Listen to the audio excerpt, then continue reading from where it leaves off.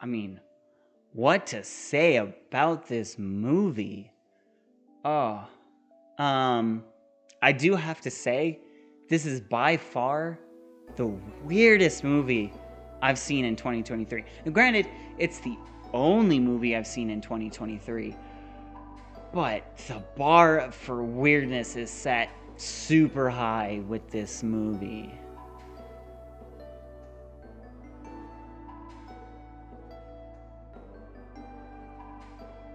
Hey guys, what's going on? It's Dylan. Thank you for coming back to the Sedated Cyanic YouTube channel. And today we are reviewing a movie I just saw over the weekend called M3GAN.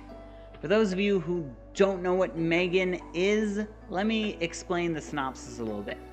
So this robotic scientist creates an AI that's like an adaptive doll that's supposed to be tailored to a specific child's needs.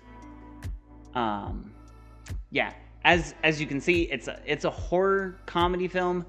So M3GAN kind of takes on a mind of her own, and some hijinks ensues. And I'm using the word hijinks because I think they wanted me to laugh at the murderous scenes. Which I did not, so, but that was their intention, so here we are. Let's get into this review. Now, when I first went into this film, I was expecting a horror movie. I knew that there were comedic elements. I didn't know the genre of the film was horror comedy. I also wasn't aware that it was a Blumhouse production.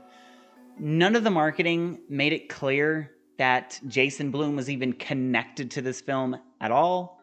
I know that like there was talks, and it was something that people could have known, but it was not something that I was aware of. The marketing that I saw, the marketing that I knew about, did not connect Jason Blum to this film at all. Editor Dylan here. I just wanted to say I was not aware that Jason Blum actually was one of the producers for The Black Phone, so that's where his connection comes in with all of the marketing. Anyway, back to the video. All I knew was, oh, it's a horror film about a killer doll by James Wan, who directed Annabelle. And that's one of my favorite horror films. And James Wan is one of my favorite filmmakers, so I went into this just expecting a horror film. I knew from the trailer that there were going to be comedic elements. I wasn't expecting a Blumhouse horror comedy. Now, that's not to say anything bad against Jason Blum. He's a very successful filmmaker. I'm not a particular fan of his films, but his films have been very successful. The problem with his films is he's very niche as a filmmaker. He only seems to make high-budget B horror movies, which people enjoy. I'm not one of them. The only like Blumhouse horror comedy that I really enjoyed was Freaky, but I've got a huge crush on Catherine Newton, so of course I enjoyed that. Plus Vince Vaughn's, Vince Vaughn. So I did enjoy that film. I feel like that had a good blend of horror and comedy, which I do want to point out is my first issue with this film.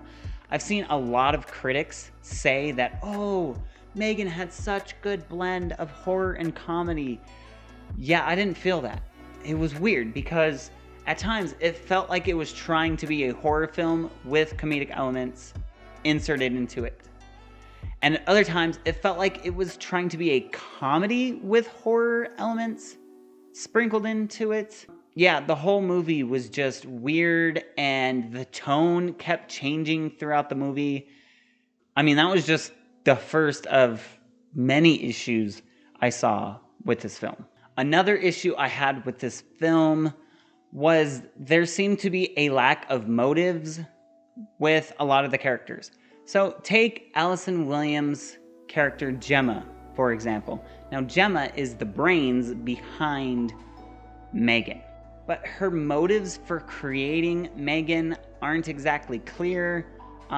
She was working at a toy company, and she wanted to create like the next big thing Don't know why it was this specific M3GAN. Her boss didn't want this thing to be created. It cost a lot of money to do the project, and it just seemed like there was no real reason for her doing what she was doing. That wasn't until her niece Katie said that M3GAN would be the only toy she would ever need. However, this was after it was already made clear that she had spent $100,000 on this project. The film starts off with a very Batman-esque origin for Katie. They're going up to a ski lodge. I guess the movie's supposed to take place in Colorado, and they're going up to a ski lodge, and her parents get killed in such the weirdest way. Like, they tried to make it comedic, and it just, to me, it was just really awkward. Like, you're trying to create a dramatic scene, like this 9-year-old's parents just got killed, and you're trying to make it into humor. Yeah, that was not it. That wasn't it. And Jason Blum described this film as black comedy, and I'm a fan of dark humor. I just feel like this just didn't hit it with me. A lot of the murder scenes or the death scenes were tried to pass off as comedy. One of the things I absolutely hated about the film is, so they have this investigator come out, and this dude's got like the classic black, gelled back 90s noir haircut. He's chewing bubble gum. He's walking like this, and he goes, "So, we heard this is the second murder that you've been connected to," talking to Gemma. And Gemma's like, what does that mean? The other murder was an accident. And then he's like, "Well, that 9-year-old boy, haha, we found his ear, like, cut clean off, like 100 yards away. Oh, I shouldn't be laughing about that." That was his line. That was his line in the film. I was like, no, you shouldn't be laughing about this. Like, they actually tried to turn the murder of a 9-year-old boy into a comedic trope. That I think at that point, I went into the rest of the movie. I could not take the rest of the movie seriously at that point. Like, the dude just comes on, and he goes, and you're immediately like, oh, no, we're not doing this. You already know that scene's gonna be awkward, and it was awkward, and it was uncomfortable, and like, I was just like, no. You can't just make fun of a 9-year-old's murder in a movie. And I mean, Gemma's character development just doesn't feel like it was really worked on throughout the film. Outside of one line from a social worker that got a dismissive answer, we don't really understand the relationship that Gemma had with her sister and her brother-in-law prior to their demise, prior to or her relationship with Katie prior to the events of this film. It's like these characters just popped into existence the minute this film started rolling, and they were already in the middle of a plot. Like, there's no introduction to these characters really that we get to see. We don't get a backstory for any of these characters. The mom and dad, we hear their names once. At one point, Katie shares a memory of her parents, but again, we don't really get to like know who her parents were. We don't really get to know who Gemma is, and it just felt flat. It just felt flat. The character development just was not there. Another character's motives that weren't exactly clear was, surprisingly, M3GAN. If you watch the trailer, it should be very obvious what M3GAN's intentions are, what her motives are. To protect Katie at all costs. And that includes murder.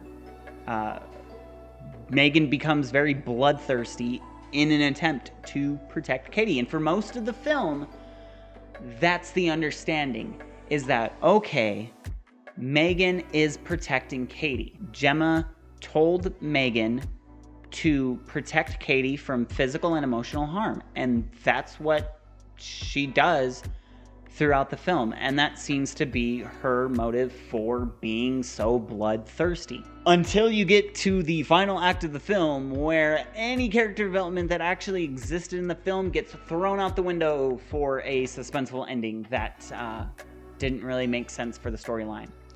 I was very... Knowing that James Wan worked on this story, James Wan, the director, the only other director in history to have 2 films from 2 separate franchises make $1 billion in the box office, just wrote the most unclear ending. But he also did the film Malignant, and I could go into a whole spiel about how weird that movie was.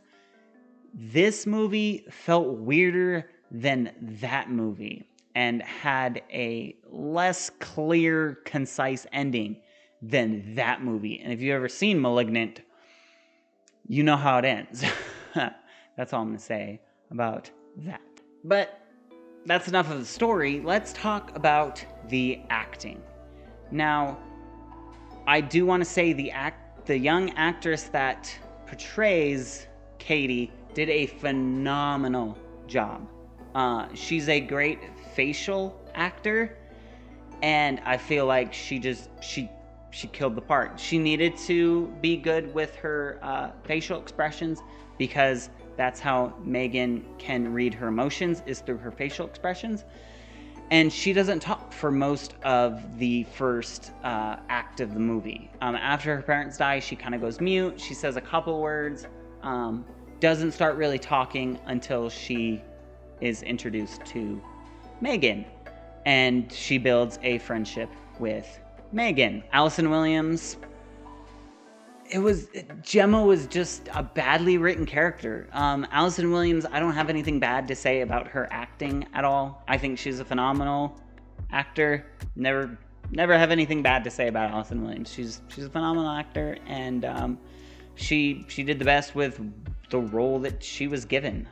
There was this social worker, though, in the film, and it felt so awkward. Like, this social worker comes in, and it feels like the movie's about to turn into like a custody battle, because the dad's parents want to take custody of Katie, but are willing to, let Gemma take care of Katie if Gemma is fit and up for it. So they bring in the social worker for the court to determine who's going to get custody of Katie, because I guess the court hasn't decided who gets custody of Katie, which makes sense.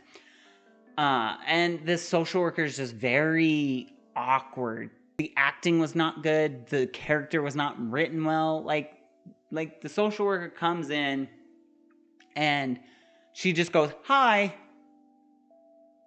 And then she says her name. Like, she literally goes, "Hi." "Oh, I'm," and then says her name, and it's just like, that was, how was Gemma supposed to know who you were? She never met you. This doesn't make sense. That literally, the interaction didn't make sense. You should have just said, "Hi, I'm so and so, the social worker, the therapist, whatever." That would have made sense. Instead, she just stood there awkwardly. I was like, what is going on with this film?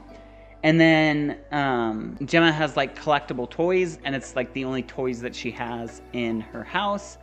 And the social worker's just like, I just want to observe your relationship with Katie. And Gemma just doesn't know how to act around Katie. It's like, and she explains later, like, she's like, I just don't know how to talk to you because, your mom died, my sister died.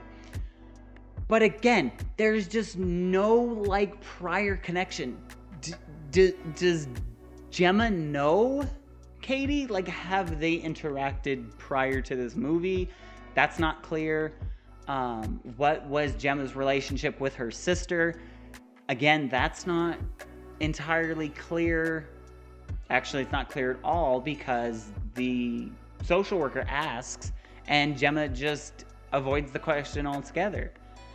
So again, the whole dynamic of these relationships between the characters just I couldn't get connected to these characters at all because they had no connection with each other.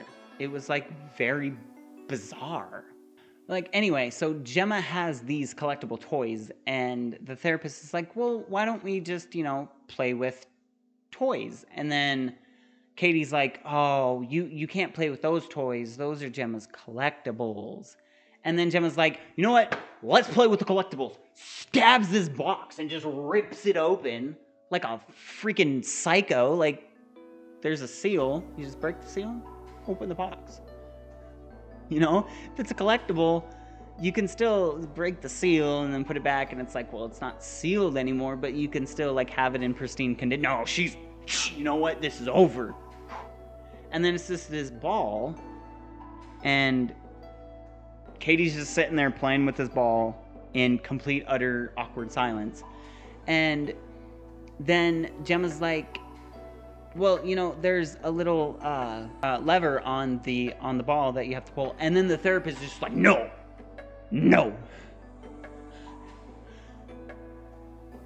You do not control her. And it's just like, she's just telling her how to use the damn toy. And then the therapist goes, it's a toy. I think she can figure it out. And it's like, she's sitting there just staring at the ball, not doing anything with it. And the therapist is like, I think she can figure it out. Well, she's not figuring it out. She's not figuring anything out. Like, how are they supposed to have a healthy relationship when all she's doing is just showing her how to use it? She's teaching her.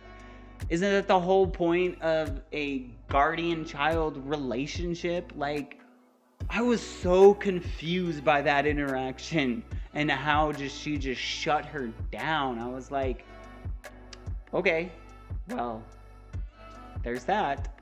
So, and then she's like, oh, Katie, why don't you just roll the ball to Gemma?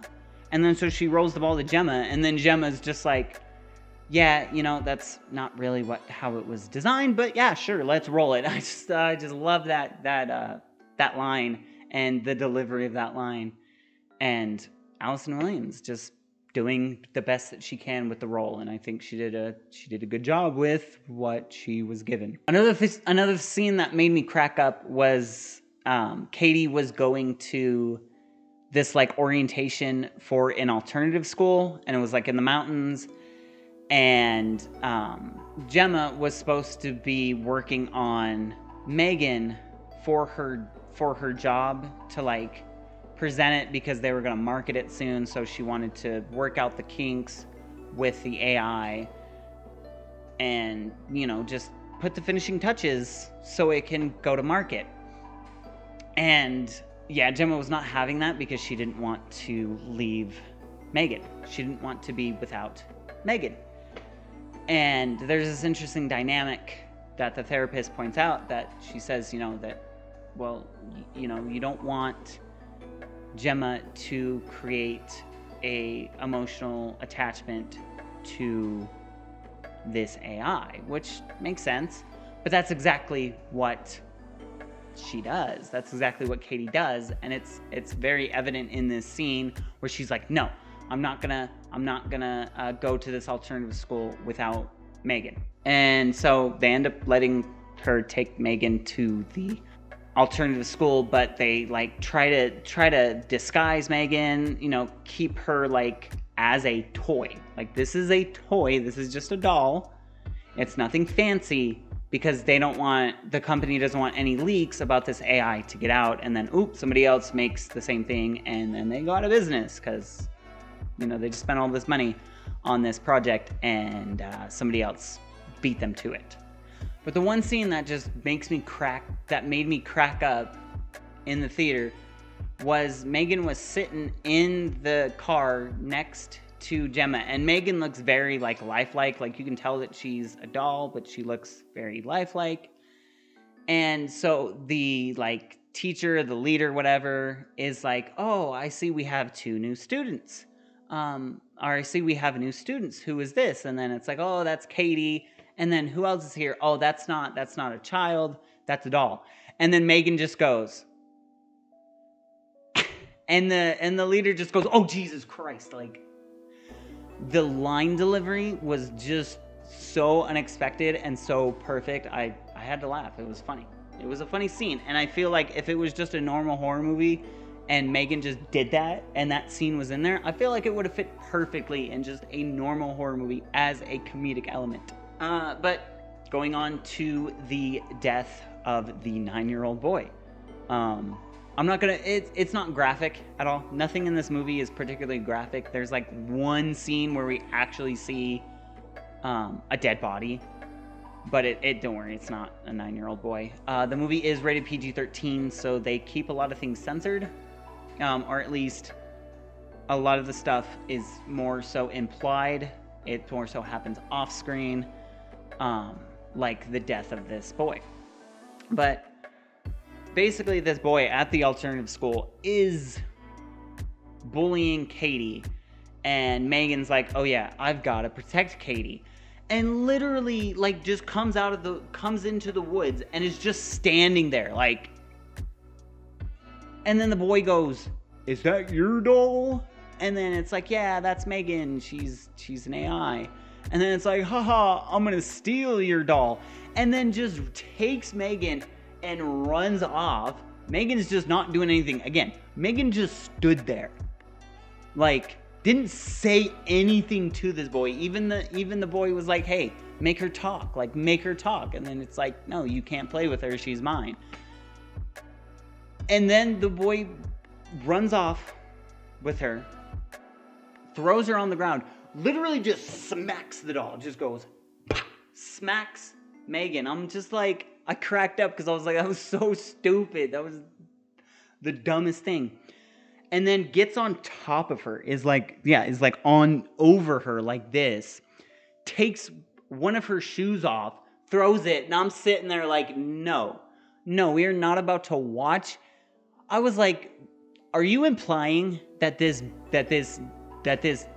preteen, not even preteen, is about to sexually assault this doll? Is that what you're implying? Because no, that's so tone deaf, it was not even funny. Because it wasn't funny. The scene wasn't funny. It was just like, okay, that's kind of gross. But moving on. And then that's when M3GAN finally is like, no, finally snaps out of just being dead, I guess, whatever. And starts fighting back and has like super strength because she's a robot, because she's a very strong robot. And takes the boy's ear. This is the whole thing earlier I said about the private investigator talking about the ear. Takes this boy's ear, rips it clean off, okay? But it's the way she does it. So she's pulling on his ear. And you know those Stretch Armstrongs, that their arms can stretch like really far? That was this guy's ear. So obviously they were trying to make this do this for comedic effect. Like, I was like, okay, so if M3GAN ends up killing this boy, it's gonna raise the stakes of the film, because it's the first murder that she does on a person. So it's like, oh yeah, okay, she's gonna kill this 9-year-old boy, and it's gonna raise the stakes, right, of the film.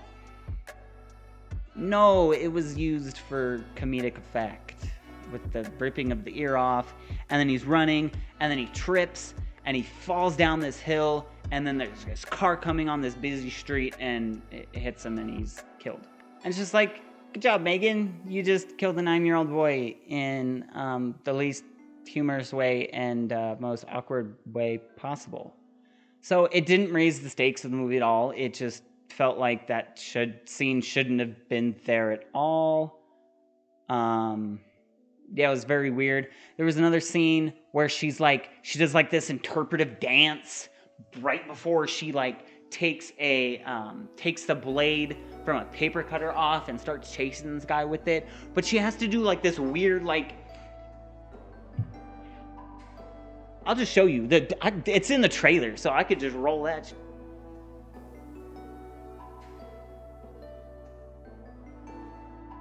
And it's just like, okay, so this whole time you're sitting there and it's okay, it's a comedy.